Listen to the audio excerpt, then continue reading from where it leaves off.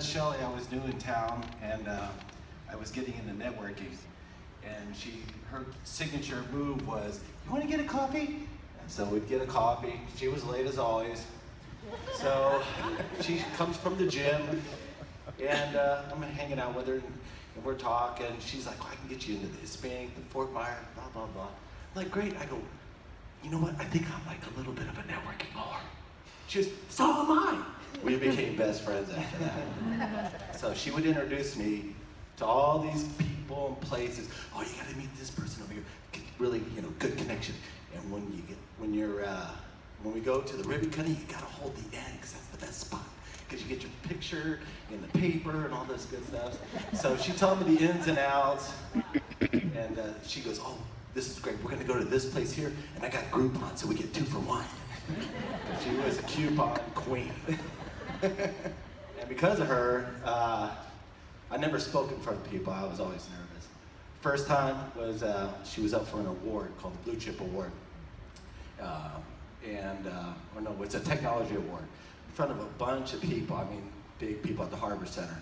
And I'm writing all this stuff down on my new tablet that I just gotten. I was scared. She's like coaching me and looking out. He's like, "You gotta look at people, look around, don't focus on everybody or on one in particular person, and just be yourself." I was like, "All right," because one-on-one I'm good, but up here, I get a little scared. So she's up for the technology award, and she introduced me to this guy to teach me a couple things on how to speak. And the first thing he said was, "You can't be funny." And I start sweating. It's like, "Oh, I'm not gonna make it." And she's, "What are you saying? I can't be funny."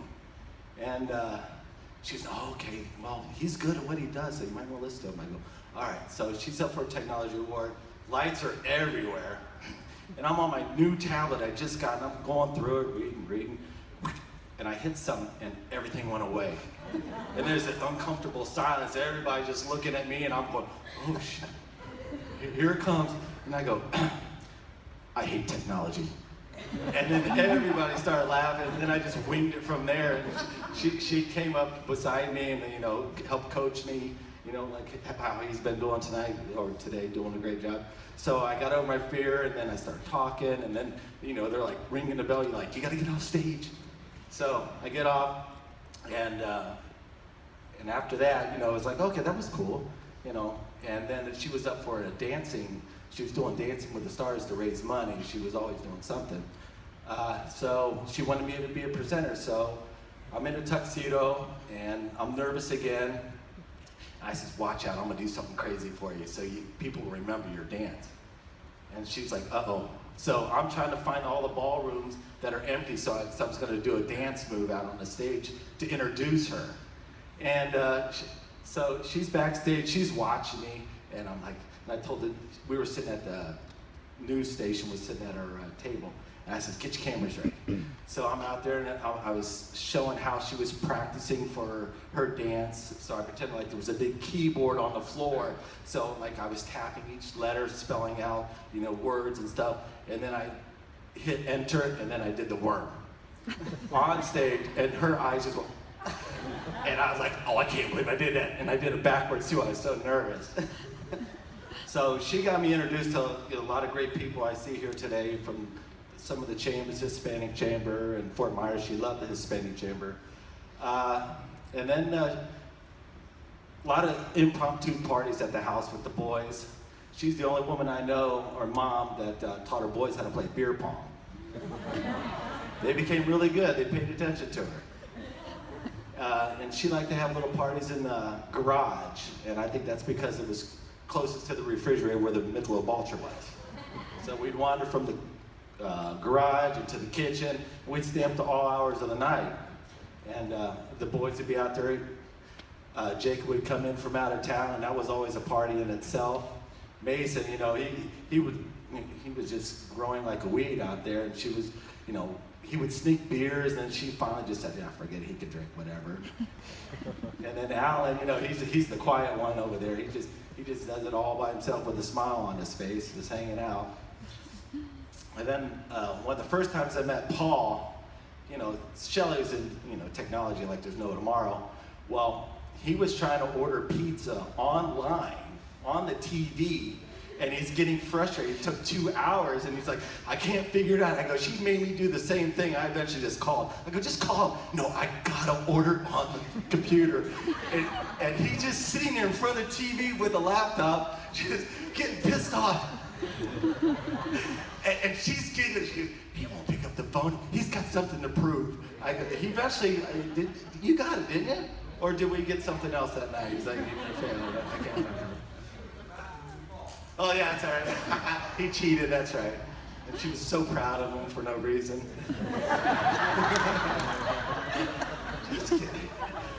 So I found out that they bought a Harley together, and so I ride motorcycles as well. So I'd hit him up, and we'd go to like the Sanibel Island, get caught in the rain, just went on some really nice rides. And our last recent ride was, they came down, we were going out the Gators out into the Everglades, and they came down and then it started raining, so we just kind of partied in my garage for like an hour, and then the rain kind of stopped, but we kept on partying a little bit, and then we took off, and she loved being on the back of the bike with him. She had a big old smile on her face. I mean, she loved the bike, and I didn't know that about her, that she liked motorcycles. And Paul, made her wear a helmet and was very cautious and stuff, and he would be way in the back. We'd have to wait for him and stuff. Like, come on, Paul, get some gas, hang it. Your bike's twice the size of mine, move it. So, and I know she enjoyed, like I said, the motorcycles. She loved hanging out with the boys. She loved her boys. She wanted to make sure they got a really good education, so that's why she was part of the Dunbar Association, which I was privileged to be a part of as well for a short term, being in some of their meetings and what they were planning on doing, and trying to, she was doing everything to help benefit, Mason was still going there, or is still going there. So she wanted the best for Mason. All three are very highly intelligent kids. I've seen Jacob at his finest, and what took me 3 hours, he did in 2 minutes, and he made it so simple. And he couldn't teach me. I was too dumb for that stuff. Like I said, I hate technology. We're just stuck. These guys are good at what they do. And and I know she's watching over all you guys. And now I adopted 3 boys, and you're not gonna get rid of me. I'm gonna keep up on you, and you're gonna have to school me on some beer pong, because it's been a while. So anyway, and now I know why. I've been sitting back there. I can see why Shelly loves this church, because the back, they look like laptops. And then you got your monitor over here, and you got your desk right there. So that one going out, that one going out. I don't know if that was subliminal or what, but that was specially just for today for Shelly. So that's good. Well, anyway, she made a major impact on me. I mean, she's made the major news, national headlines a couple times. I mean, that's just how she is. She went large, she went in charge, and she was big. And she let everybody know that, whatever cause it was for, she was getting the word out to everybody. And I know she'd be happy that all you guys have shown up to, show your last respect for her, and Paul came up with the idea, well, I don't know who came up with the idea, but Paul let me know that, hey, let's have an upbeat, situation or service here, and because that's what Shelly would want. And I mean, I'm surprised there's not a bar right here and everybody's helping. On both sides. I know she had a running tab at the local 7-Eleven. When you just mention my name, they'll put it on my tab. Don't worry about it. And I had to have a secret handshake or something. So anyway, she's gonna be sadly missed. I mean, think about her every day, but think about all the good. I mean, she's a beautiful girl, inside and out. She was a lot of fun, never negative. Taught me a lot. I'm sure Paul, the boys, I mean, they're set now. I mean, as far as what she has instilled in them, like the right things in life and how to live life and live life right and pure and be good to one another and help one another. And she was extremely good at that. I'm glad to see her mom and her sister and everybody's here to, be with Shelly on her special day, because that's what it is.